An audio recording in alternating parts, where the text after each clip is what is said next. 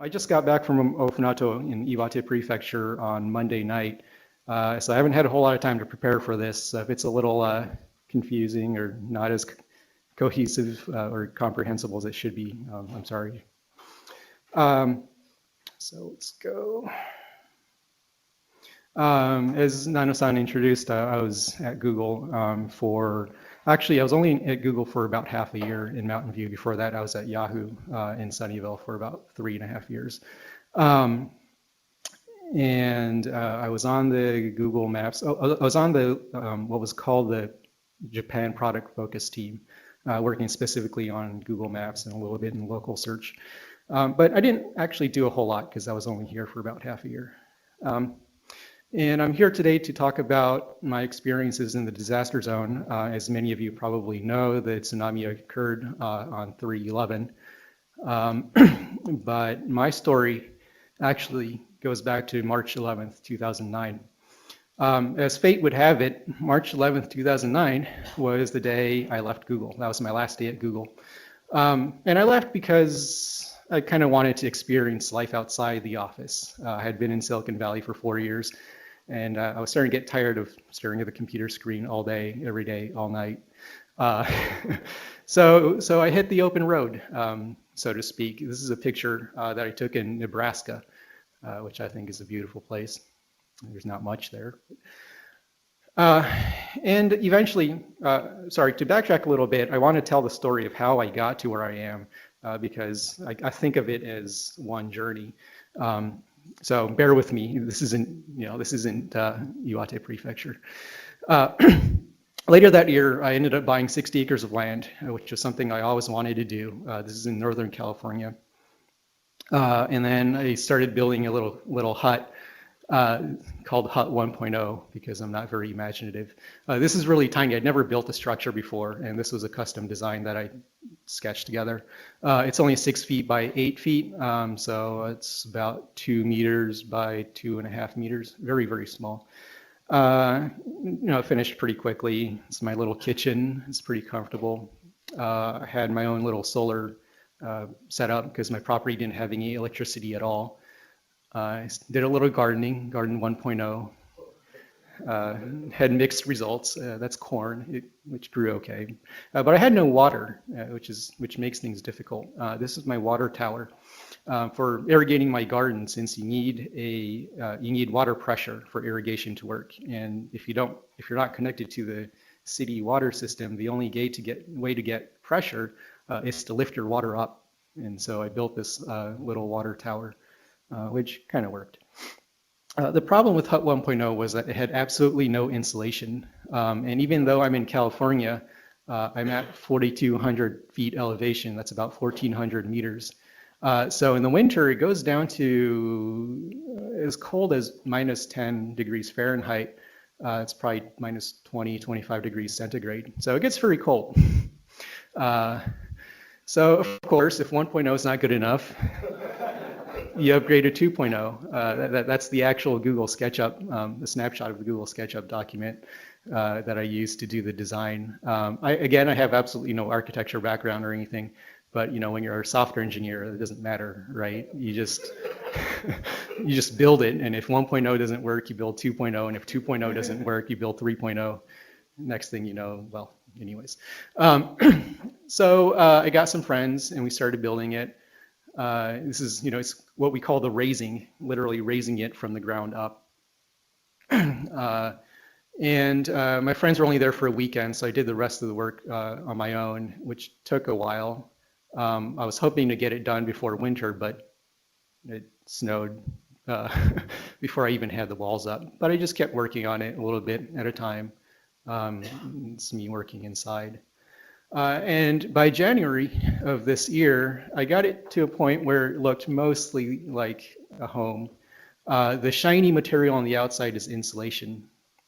And that shiny thing that you see sticking up is the chimney that's hooked up to a wood stove. So this winter, I knew I wouldn't freeze because I had insulation and a stove. This is the kitchen inside. That black pipe is actually the chimney. There's a wood stove underneath, and the stove pipe is coming up. So it's quite warm. I have my own little desk, and I got a MiFi device so I could get online. Even though I'm in the middle of nowhere, Verizon in the US has 3G coverage, and there's no one else around using the network, so it's really, really fast. I got about 2.2 kilobits per second, and I can actually stream video. The problem is the MiFi plan only comes with 3 gigabytes per month of bandwidth. So, it's fast enough to watch videos, but I don't have enough bandwidth. And yeah, so by February, I called it home. And it was actually quite comfortable, but I was also starting to think about what to do next. And that brings us to March. On March 11th, I was actually in the middle of what I called Project 31. And the goal of Project 31 was to spend an entire month, 31 days on my property without leaving. So, and not using, and there were some other goals. I decided not to burn a drop of gasoline, to only use electricity that I can generate from my solar panels, to only use water that I could collect on my property, so that's basically snow melt and rainwater, and to go in with 31 days of food, so I didn't go grocery shopping or anything. And I was in the middle of that when March 11th happened, and that gave me an interesting perspective, because obviously on March 11th, in the areas that were heavily affected, they lost everything. They lost all infrastructure, namely. And I was already living without infrastructure. So in a sense, I felt sort of a connection to the people who were affected, but also it was a connection in the sense of, well, I'm living in obviously I had a roof over my head. I hadn't lost any family members. But in a sense, I was living in a physically somewhat similar situation. It was cold on my property, as cold as it gets in Tohoku. And since I had started with a lot of food and my food supplies were starting to run short, I was kind of short on food as well. So I felt a certain kindred, but I also felt like I could do something, like I had experienced something similar that that perhaps I could come in, and because I knew how to live in an environment that had no infrastructure, that I could do something. So basically what it comes down to, if you have a lot of time like I do, I'm unemployed, or fun-employed as we call it, and I had certain skills. I speak Japanese and English. I have some carpentry experience, so I can build things. I know how to live in a place where there's no water or power. I know how to set up solar panels and stuff like that. So it seemed like I had a set of skills that I had developed over most of my lifetime, but especially in the last 2 years, that were relevant to the situation. So I decided to go volunteer. The hard part is finding a volunteer organization that will accept you. Fortunately, last year, I had come across this organization called All Hands Volunteers. I found them last year after the Haiti earthquake because I wanted to see if I could go volunteer. And about the only organization, credible organization, that accepts unskilled, inexperienced volunteers was All Hands. Back then they were called Hands On Disaster Relief, but now they're called All Hands. I won't talk too much about them. If you want to learn more, go to their website. Unfortunately, their Japanese website is still in progress. But the main way they operate is that the organization provides food and shelter, and in return, the volunteers provide labor. This is very different to most other organizations, which I won't name, that require sort of participation fees, and often expensive fees to go volunteer. Often, some of them will charge up to $2,000, 200,000 yen. Ignoring exchange rates, to go and volunteer and participate. And that is fundamentally different because when you have your volunteers pay to go, they are also your donors and customers, versus when they don't pay, they're just volunteers. They're there to work. And so there's less of kind of this conflict. There's less pandering. All hands volunteers work very hard. And if you don't work hard, they ask you to go home, and they can do that because, well, you didn't give them anything. Or at least you didn't give the organization anything. You give your labor to the people who need it. So they provide shelter and food, but that's not as nice as it sounds. This is one of our bases in Ofunato. It is sort of a rehab center that is also that was also opened up as an evacuation center. And if you could tell, everyone gets literally enough space for a sleeping bag. So there's very, very little space.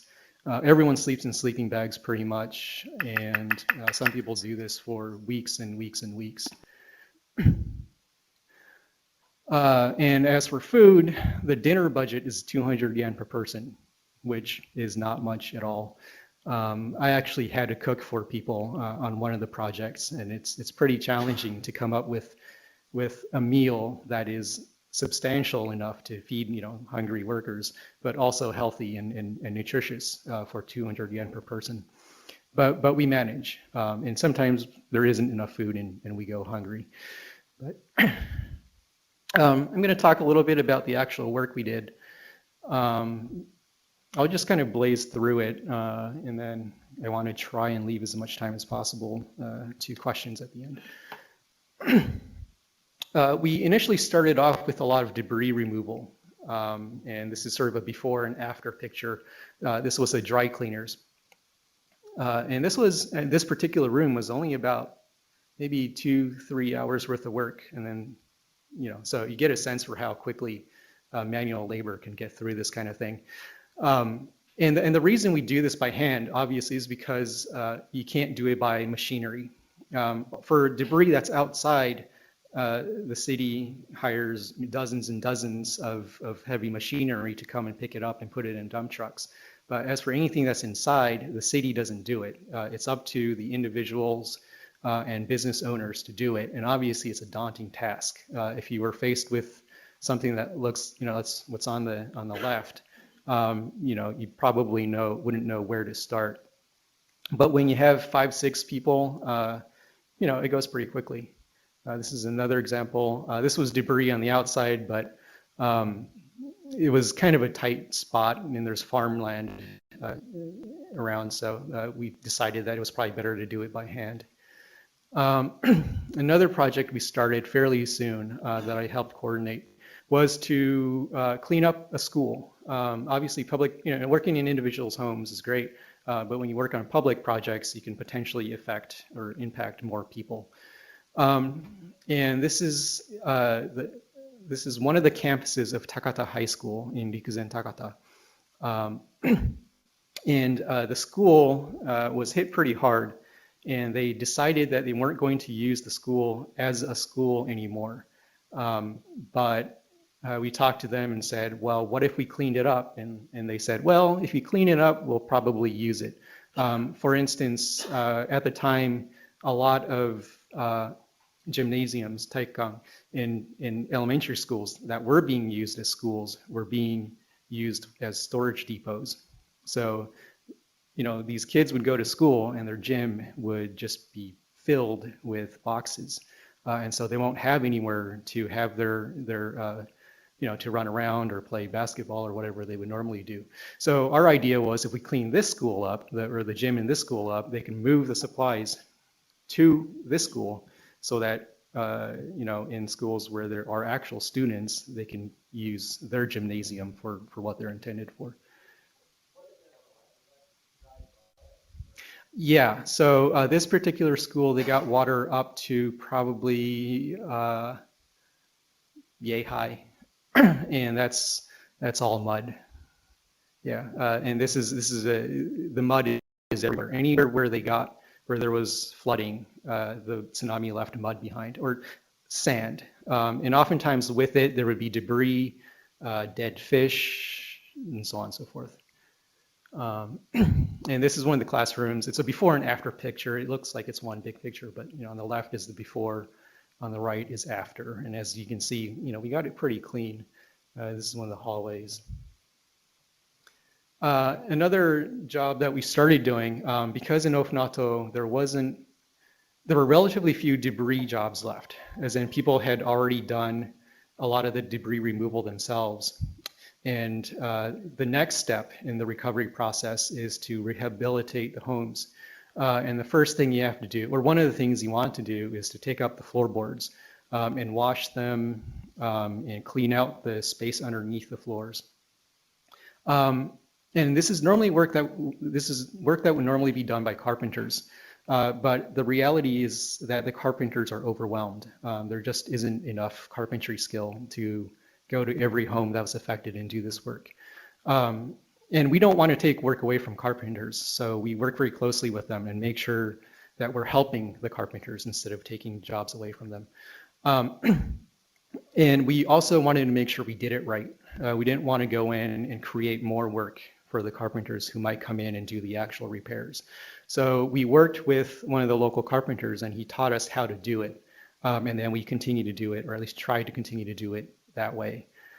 And so here you can see Jim and Jen, two volunteers, pulling out nails. We pull out each individual nail so that we can pop up the boards without breaking them.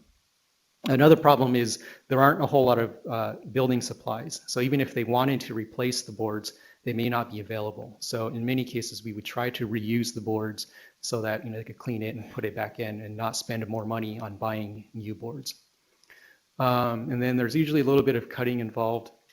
And then here you can see the many layers. From the back, you can see that there are still boards, and then underneath that, there's insulation boards. On top of the insulation boards, you can see a brown layer of silt or sand. And then underneath that is what we call the crawl space, and that is also filled with mud. And where is it? This one. Does this work? Okay. Yeah, so here you can see the floorboards, and then here you can see the insulation panels, and then underneath that is what we call the crawl space. The insulation, well, there are different kinds of insulation. One fairly common type is what's called fiberglass insulation, and it's basically like a sponge, and so it absorbs a lot of water very easily and retains it. It doesn't dry. We're still pulling up wet insulation 3 months later because when it's underneath the floorboards, it just doesn't dry and it's starting to smell bad. Wet insulation also just doesn't work well as an insulation, so we have to pull all that up. And of course, this is dirty work and stinky work that a lot of carpenters don't want to do anyways, so they're happy to let us do it as well. And then once all the floorboards are up, we kind of clean it up, and that's kind of how it looks. Incidentally, this is a traditional Japanese home, the way it's built. There are many floor beams and many floor joists. It uses a lot of wood. And most traditional Japanese homes, or what's called zaidai koho, it uses the traditional Japanese method. Those homes actually did remarkably well. There's one house that was flooded up to the second, it's a 2-story house, and the tsunami came up to the 2nd floor roof. But the house is still standing. I mean, when you think about the forces that are applied in that situation, it's incredible.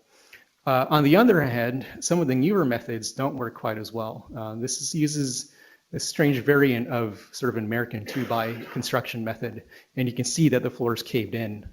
And we saw this a lot. And in these cases, we have to take off the floorboards and then cut off the entire floor section and get it back down to just dirt, so they could come in and rebuild. And then once we're done with the floors, someone needs to go in and clean up all the mud that's underneath. Mud and often dead fish, or now it's usually dead and rotten and maggot-infested fish, which isn't very pleasant. And the only way to do that is really to crawl underneath. And this is also work that, as far as I know, no one else is doing except for individual homeowners. The volunteer centers don't send people to do this because it's dangerous potentially and also very dirty work that obviously not everyone wants to do. The carpenters don't want to do it, and I've had carpenters tell me that they couldn't find anyone to do it even if they were paid. But we have volunteers who are crazy enough to jump in there. And some of them enjoy the work. Some of them just won't come out. But you know, it's the great thing about this. So here's another guy. This guy is he is 2 meters and 3 centimeters tall, and he was having a good time. Here's another guy, lock under the floors. Oftentimes in Japanese homes, there are these access hatches. And when the tsunami came in, the hatches often got blown off and stuff got underneath. In this particular house, a large block of salmon from a nearby factory got into the crawl space. And the homeowners got some of it out, but we didn't get the last of it out until we removed the floorboards. And fortunately, in this house, the fish were underneath the floorboards. So, you know, once we had the floorboards up, we could just shovel it out. But if it were under a hallway or under, you know, an area where we can't take off the floors, someone would have had to go in and crawl underneath and sort of shovel it out. So it's pretty nasty work. And then, you know, after we do the floors, underneath the floors, or actually before, we also need to do the walls. There's insulation, again, fiberglass in the walls. It's still wet, it's still nasty. And if the moisture stays in the walls, they can start to rot the wood or cause mold, which could be bad for your health. And the rot could also damage the home further. And also, if there's drywall,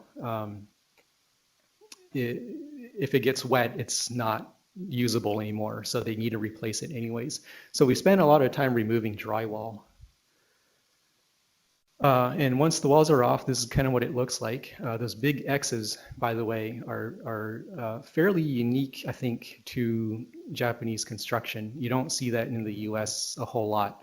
But that is precisely why most of the structures withstood the earthquake.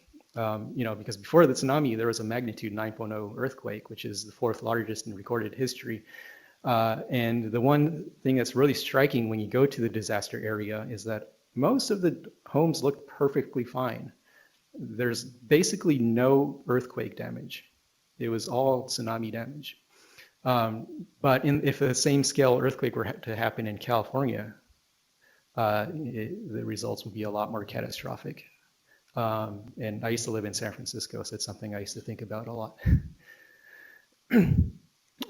So yeah, walls come off whichever way you can. And it's kind of nice because once you've done the walls and you can start to kind of see through these homes, and it's done right, the homes start to look like as if they're under construction and not homes that are damaged. And that's kind of what we want to do, because we want a carpenter to come in and start to rebuild immediately, because we've done all the cleanup.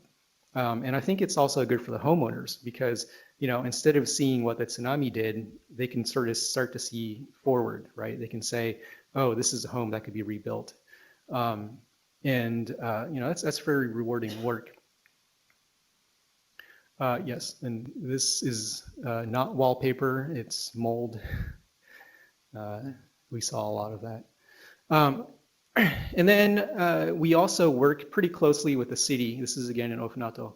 And they've asked us to clean out drainage ditches and canals, which are filled with debris and muck. And it's actually not just aesthetics. It's not just to make it look nice. As the rain, you know, it's almost the rainy season there, and when it starts to rain and the water can't drain, it's going to cause flooding. So, you know, it's really important for the drainage ditches and canals to be cleared. And this is work that the city's construction department had requested to the volunteer center in Ofunato, but the volunteer center couldn't quite produce the people required to do it. So they came to us and said, hey guys, can you do this? And we said, sure.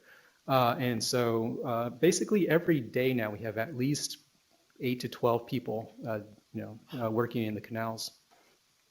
And again, you know, these are often too narrow to be done by hand or by machinery. What did I just do?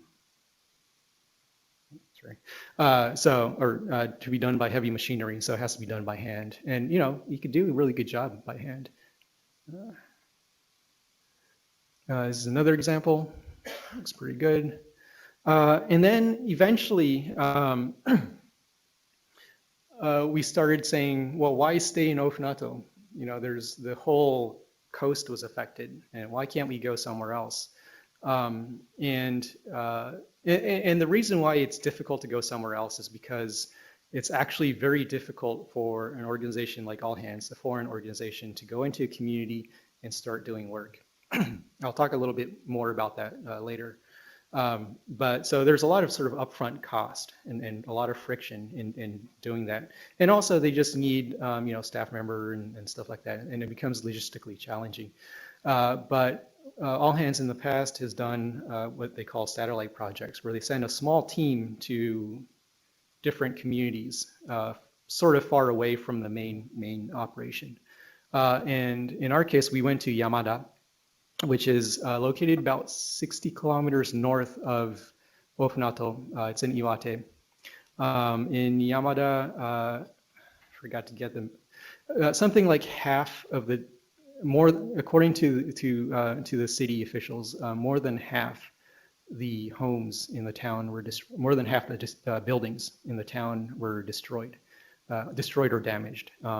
And like in Kesenuma, Yamada had not just the tsunami, but also a fire afterwards that burnt on for about 24 hours.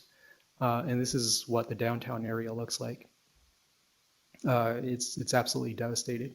And it's also, it's a small town, and so they don't really have they're not as famous as places like Ofunato or Rikuzentakata or Kamaishi.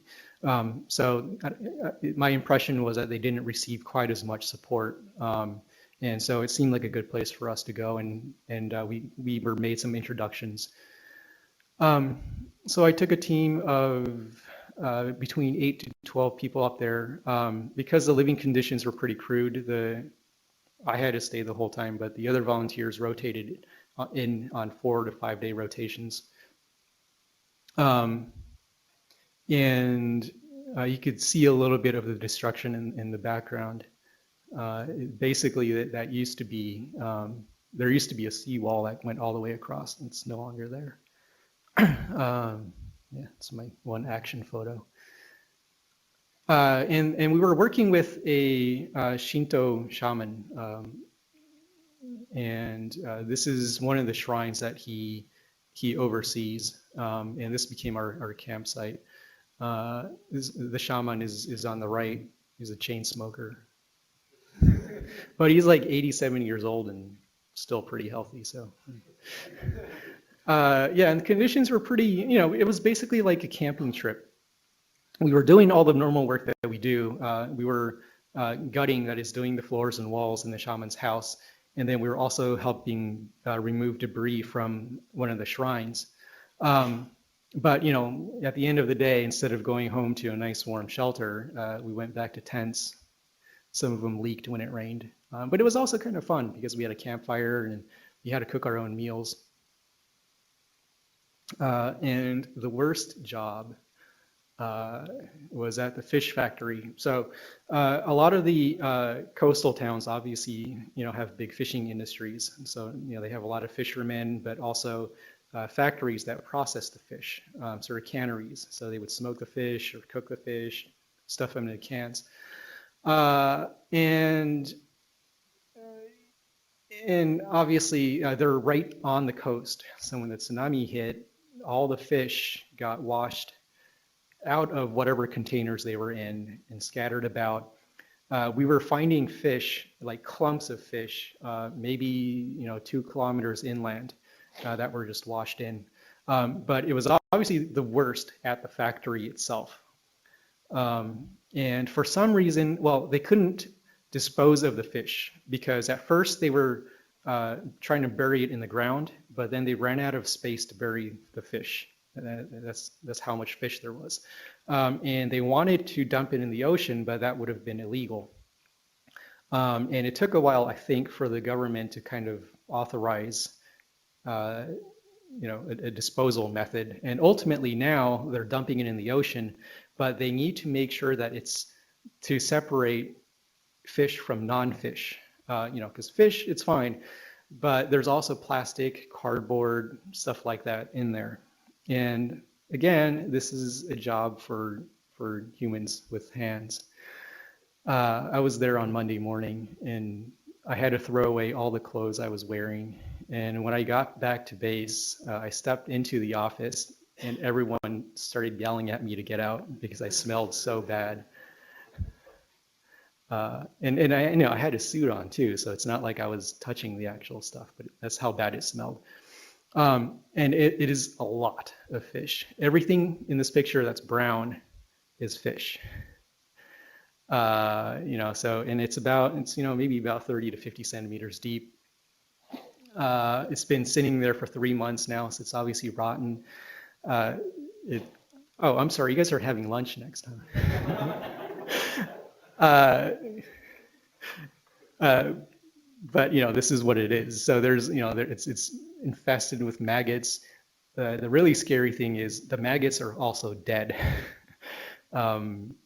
I don't know what kills maggots because they're pretty hardy, but there would be a lot of dead fish and a lot of dead maggots and a lot of living maggots. So yeah, it was pretty gross. And you kind of just have to go in there. The guy in the orange suit on the left is Satoshi. He's actually the representative or the Rijicho of the Japanese legal entity. So he doesn't have to be out there, but that's kind of what he does.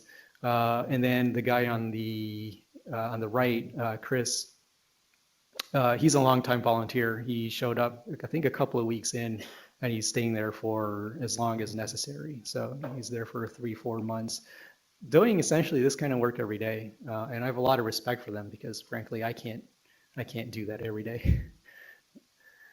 And you can see sort of the actual work here where they're pulling out plastic, and it's slippery and slimy and stinky.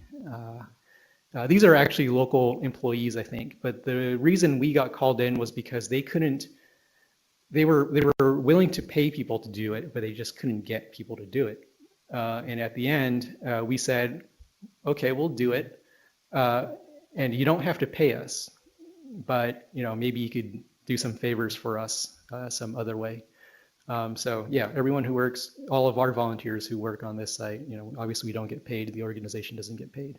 But again, it's really rewarding because you can smell this fish from the other side of town.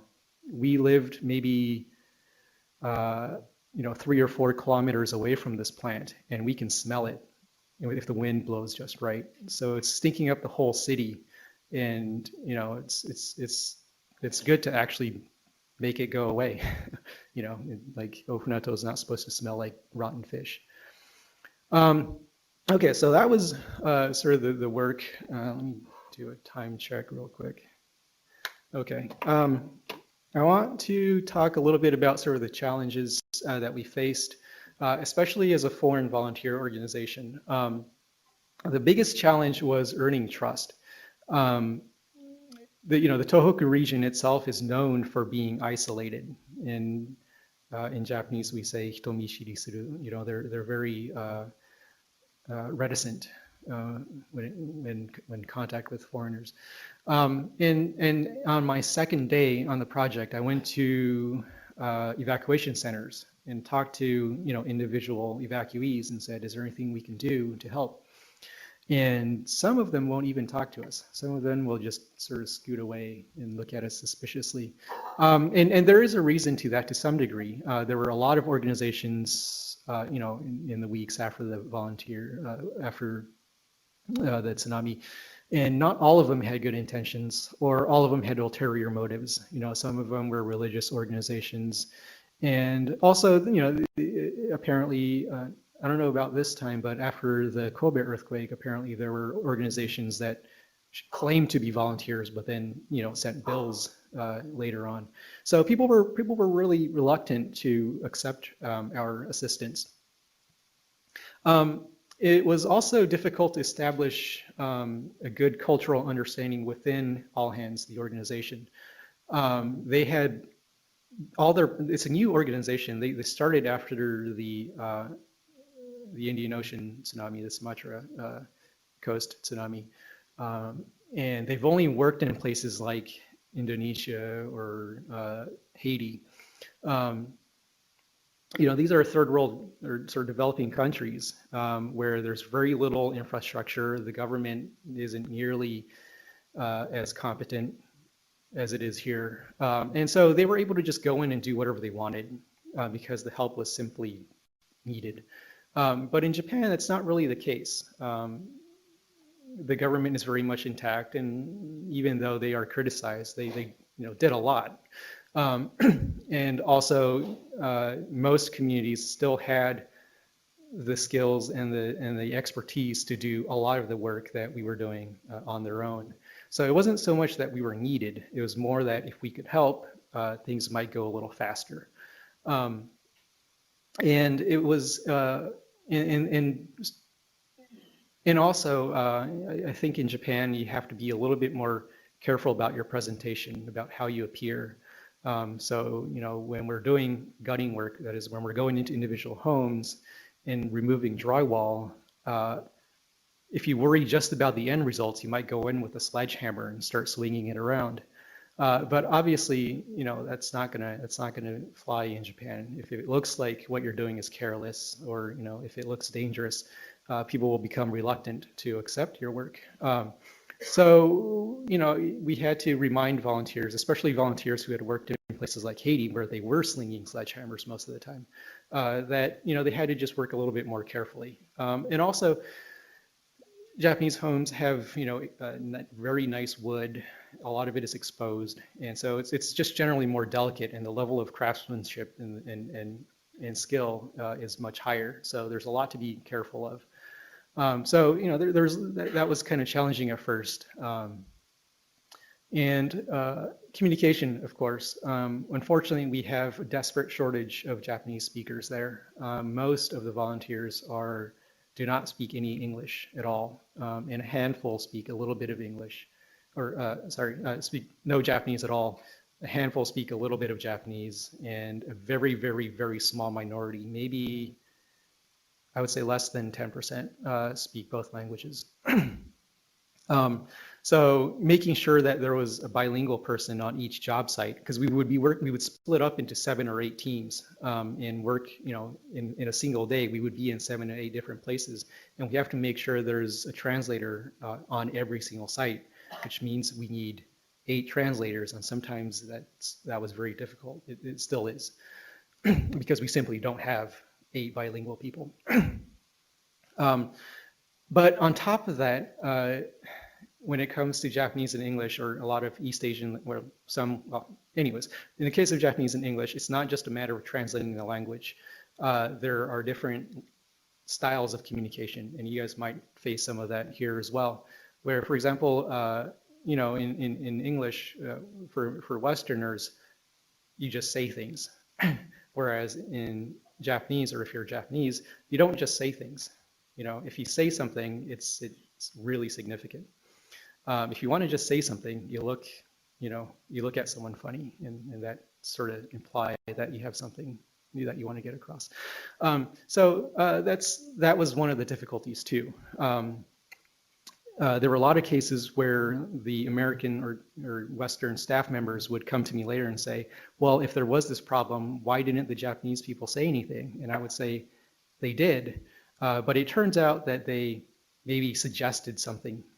And of course, in English, a suggestion is just a suggestion. Whereas in Japanese, if you suggest something, there's more weight to it. And they didn't necessarily give suggestions the weight that they should have. And so there were sort of miscommunications like that. And that's a very difficult problem to solve. Working with local governments, that's also challenging. Most of the towns these days have their own volunteer center. And in Ofunato, we basically almost have a parallel volunteer center organization, because local volunteers can come to us as well, or they could go to the volunteer center. And I think even though we went all the way up to the mayor to receive kind of permission to operate in the city, it seemed to me, at least initially, that the volunteer center kind of resented us because we just sort of stepped over them, and they got an order from the mayor to work with us, but we never really, it seemed like sometimes the relationship wasn't as friendly as it could have been, and that's I think that's changed a lot in recent weeks. Where now, we send people to their projects, and they send some of their volunteers to our projects. So that relationship is becoming much better. But I think it was difficult to get there, and it's there's sort of this rule. There are a number of rules when you do anything in Japan that has to do with the government. You have to talk to the right people in the right order, or otherwise someone can get mad at you and shut you down. And that's actually happened.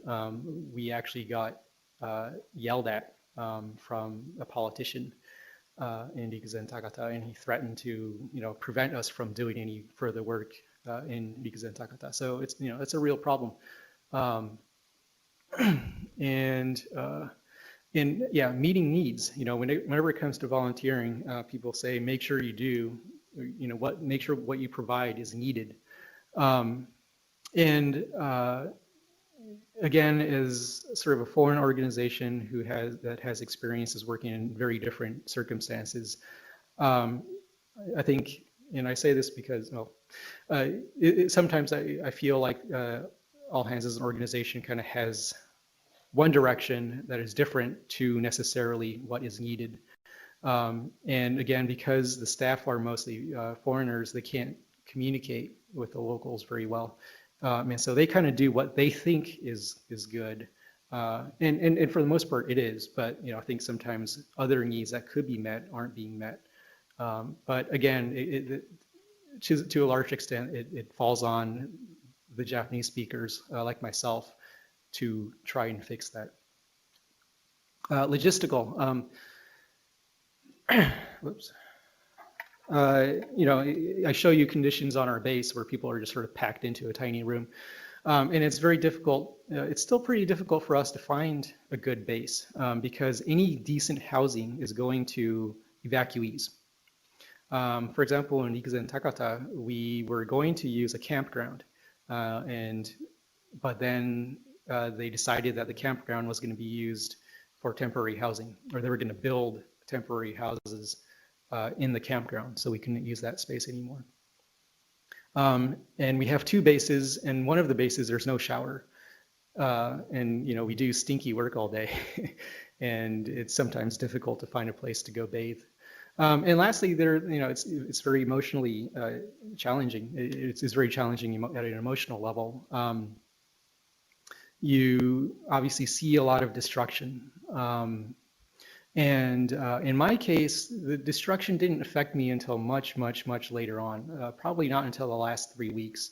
In all honesty, when you first get there and you see the destruction, and you see things like, trucks and cars on top of buildings, or like boats, 4 or 5 kilometers inland, or houses that are just upside down, it's, and as strange it is to say it, for most people, I think it's actually a little bit exciting.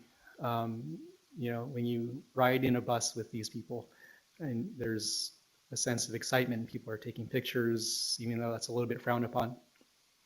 But eventually, at least in my case, it stopped being exciting at some point. And I started seeing the destruction for what it is. At some point it sunk in finally that these are people's homes, businesses, people's communities, and it's someone's hometown. And once that gets through, it actually becomes a lot more difficult.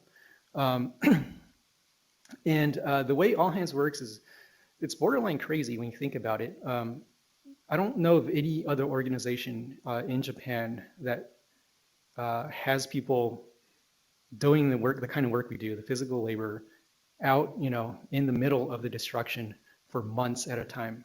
The self-defense forces, I believe, are on a 1-week rotation.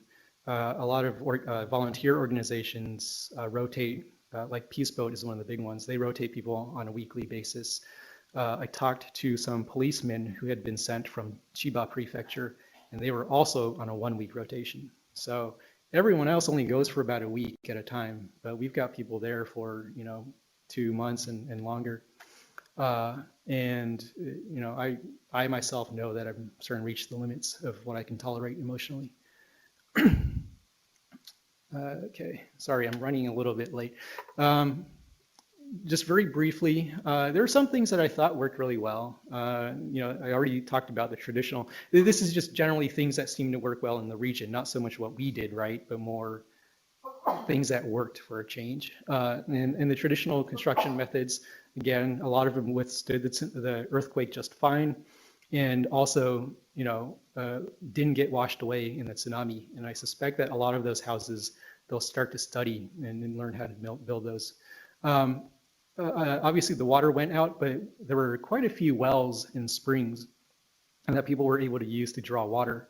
And I thought that was really cool because obviously when the water mains shut down, you want that. Another pattern I saw was how available high ground was. Rikuzentakata suffered far more casualties, I think close to 2,000 compared to Ofunato's 400, 500, because Rikuzentakata is flat. It's very difficult to reach high ground. And if the only high ground is the top of a building and the tsunami goes over the building, there's nowhere you can go. In Ofunato, on the other hand, it's a lot hillier. You can run maybe 50, 100 meters and find high ground. So I think a lot of people were spared because of that. The other thing is how spread out the infrastructure is. In Rikuzentakata, again, because it's flat, all the infrastructures, especially all the businesses, the big stores, the supermarkets, they were all wiped out. Whereas in Ofunato, there were a couple of big supermarkets, and one of them was far enough inland that was still working. So today in Ofunato, you can buy just about everything. In Rikuzentakata, there are no stores. Having said that, I've seen a couple of prefab businesses. They're just prefab buildings that just pop up on some flat ground. And I thought that was really nifty. And Rikuzentakata, I think there are a couple of convenience stores that are like that. In debris removal, the city is the city and the workers are very, very efficient at doing debris removal. They work very quickly. And that's different to most other countries. And here are some things that I saw that they needed. So again, like I said, in Rikuzentakata, there's still no food. Last time I heard, something like 8,000 people were still depending on food aid. And so, that's 24,000 meals a day.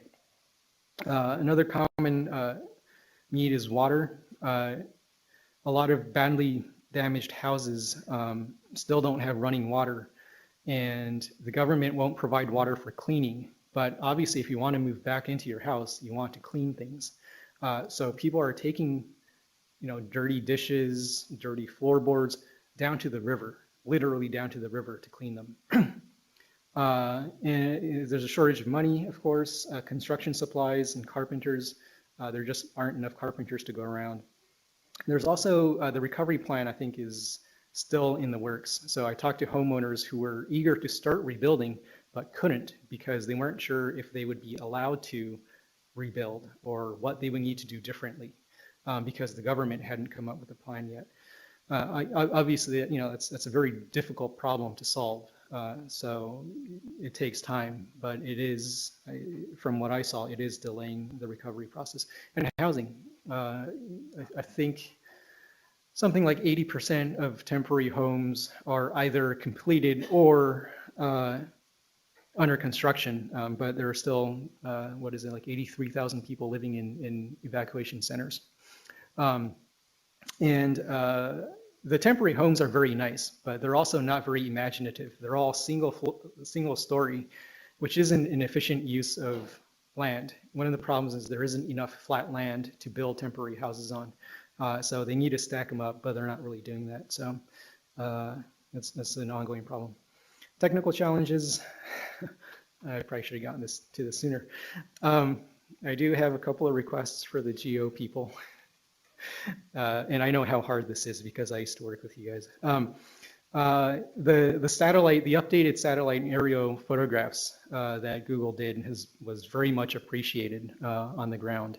Obviously it's good to keep it updated though, because things do change pretty quickly. But I suspect a lot of that was done manually. So, but if you could keep that in mind. Local search, it's what I used to work on. So I know how difficult this probably is. But there are a lot of businesses that were washed away that are now opening up in a temporary location. And it'd be really cool if those were actually indexed. Obviously, you need a good data source and all that, but I'll leave the challenges to you. And also temporary houses. A lot of people are going to be living in temporary houses for a while. So trying to figure out how to map those is probably sort of a problem that you guys might be thinking about. I just wanted to show one case where the satellite imagery didn't really match reality. So this is reality here. In the background, you can see pretty much everything's been wiped out. And on Google Maps, it still looks okay, and it's not. So basically, the base of the arrow is where the picture was taken, and looking out in the direction of the arrow. And where the circle is the area that you saw in the background. And obviously, it looks very different. And the reason why you notice this is because that big road, this one here,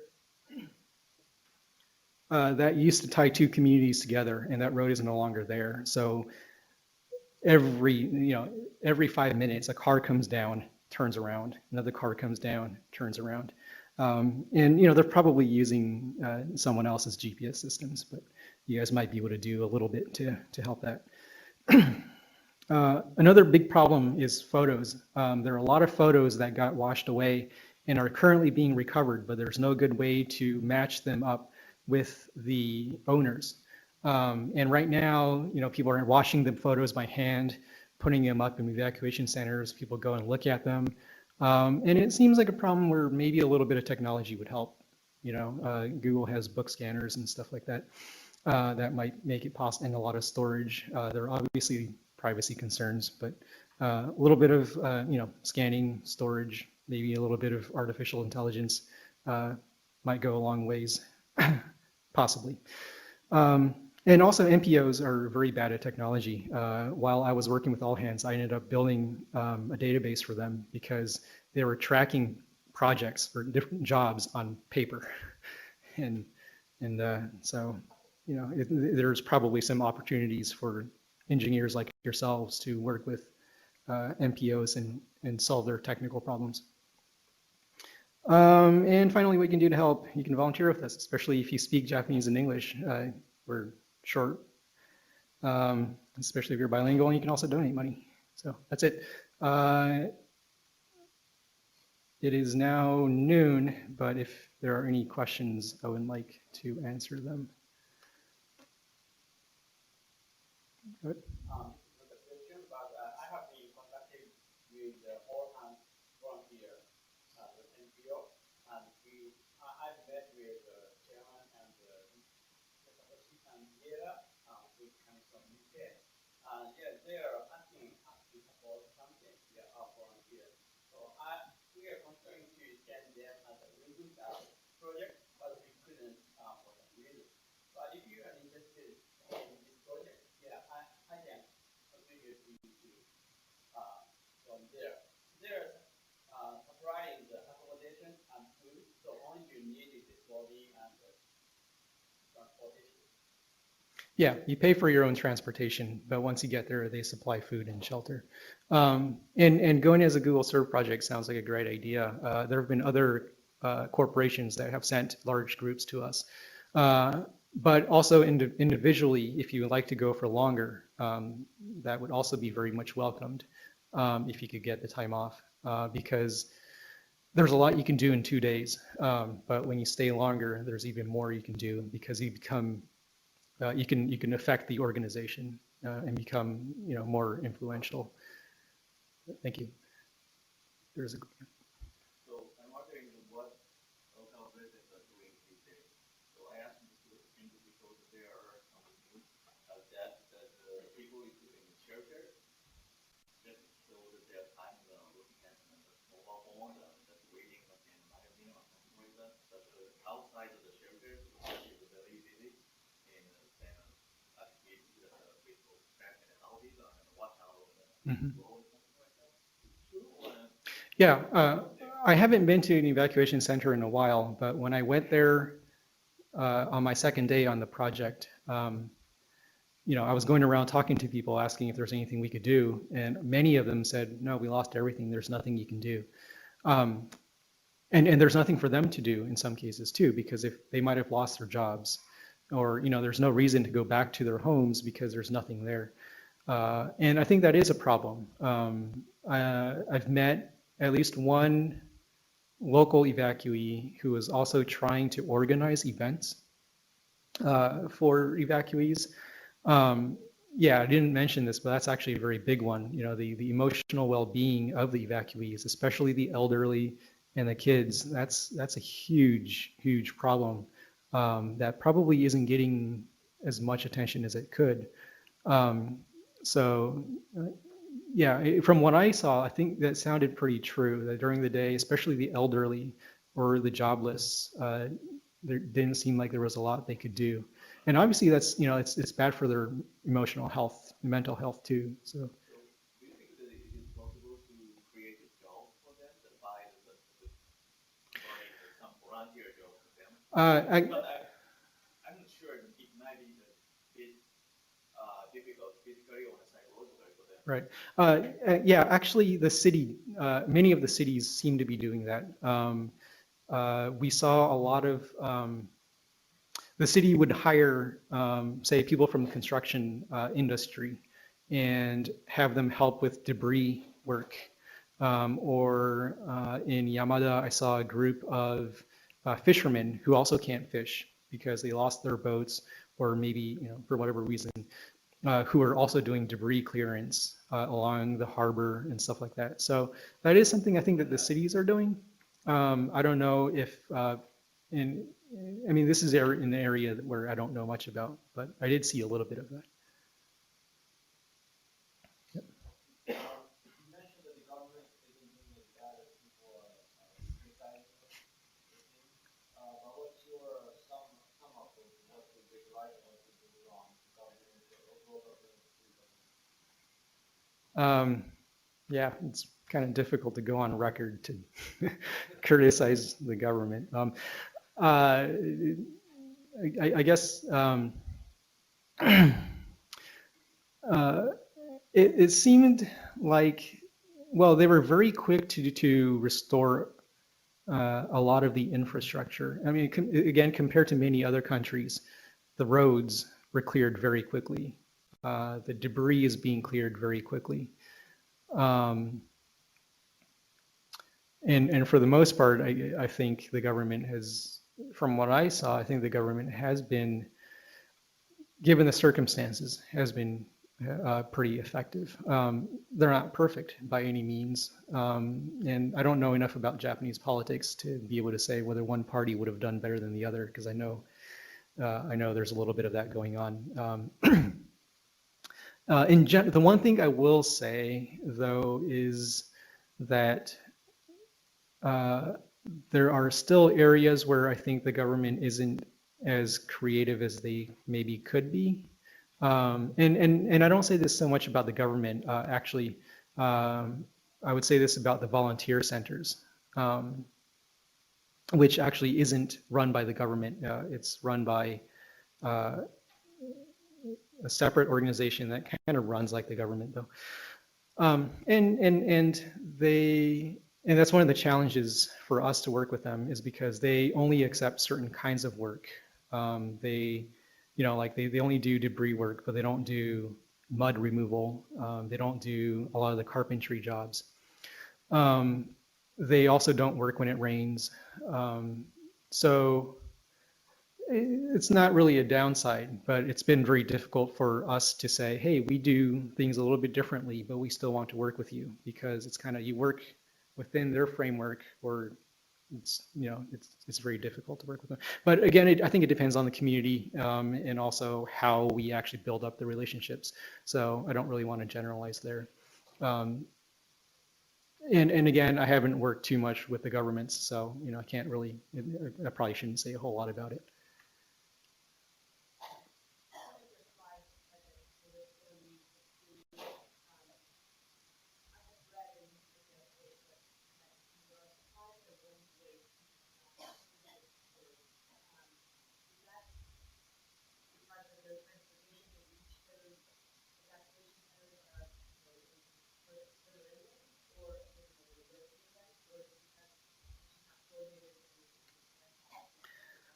Um, All Hands is actually launching a food distribution program. Unfortunately, I haven't been involved with that, so I don't know all the details.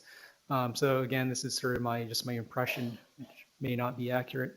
The situation in Rikuzentakata, at least, is that there are no markets. All the supermarkets are gone, so people can't go and buy the supplies that they want. And the supplies that they want are supplies that you would need to cook a meal, right? It's vegetables and meat. But what gets sent is relief supplies. In most cases, is canned goods like instant ramen, candy, a lot of candy. So it's not necessarily nutritious or what you want to eat every day. And I think there are at least some fresh vegetables that are or were being sent there because we received some, probably because they couldn't find a good way to distribute it. And there are a lot of challenges to distributing relief supplies. For example, you have to be fair. If you just get one box of onions, you can't do anything because you can't give it to one person and not another. Or they need to have really, really efficient distribution systems, or otherwise vegetables would go bad, especially now when it's getting warmer. So I suspect that's what's going on, is that what's being sent as relief supplies isn't really what people want anymore. People are tired of eating instant ramen and sweets, and I think that's what's being sent. Our organization, or All Hands, received like 20,000 rolls of toilet paper, and they're sitting in a warehouse because there's enough toilet paper. It's not really a need. But yeah, so I think I think it's probably a little bit of everything: mismanagement, misdistribution, but also just generally it's very difficult to get the kinds of foods that people really want.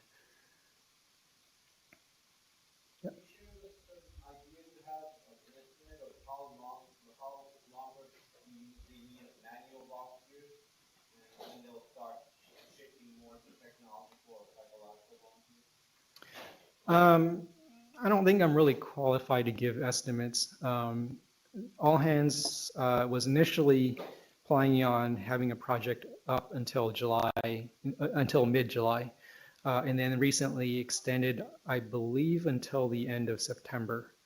The Japanese government, I believe, announced that the emergency phase was going to last until mid-July.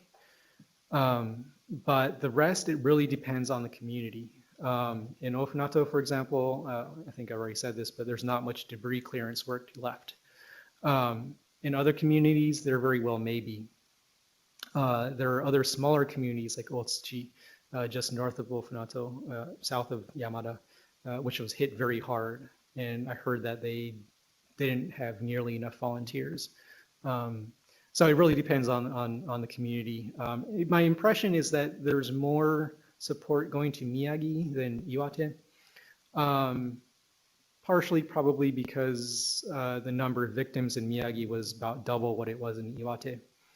But one thing I didn't really say is what matters isn't really the absolute number of victims or houses. What really makes a difference, at least from my observation, was the percentage. In places like Yamada or Rikuzentakata, where half or more of the town was destroyed, regardless of how many people died, it's going to be a lot difficult for them to recover than in Ofunato, where only about a third of the city was destroyed. So if you go to, for example, Kamaishi, which receives a lot of volunteer support, there about 3% of the population were killed or are missing. And Yamada, the percentage is actually 4-point-some%. So, I think that's another metric that people can go by to decide where support is needed most. Any other questions? No? Okay. Sorry to go over time, but thank you.